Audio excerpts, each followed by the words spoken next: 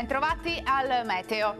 L'anticiclone staziona sul nostro territorio proteggendolo dall'arrivo di perturbazioni atlantiche. Tempo stabile dunque. Vediamo insieme il dettaglio di giovedì 4 febbraio. Sul Veneto sarà in genere asciutto, alta pressione però è sinonimo anche di nebbia. Avremo infatti al mattino frequenti riduzioni della visibilità sulle pianure e nelle valli alpine. Spesso saranno anche fitte e persistenti per tutta la giornata.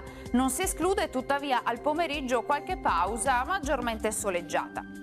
Temperature più o meno stazionarie, minime tra 1 e 5 gradi, valori massimi compresi invece tra gli 8 e i 10 gradi all'incirca.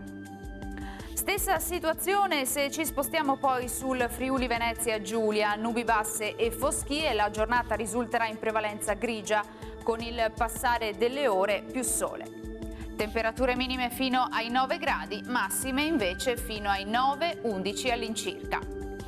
Uno sguardo infine alla situazione del Trentino Alto Adige, inizialmente foschie e nebbie anche qui in graduale dissolvimento, spazi di sereno invece a partire dal pomeriggio. Temperature minime intorno ai 2-3 gradi, massime invece fino ai 10 all'incirca. Dal meteo di Antena 3 per ora è tutto, grazie per l'attenzione e arrivederci.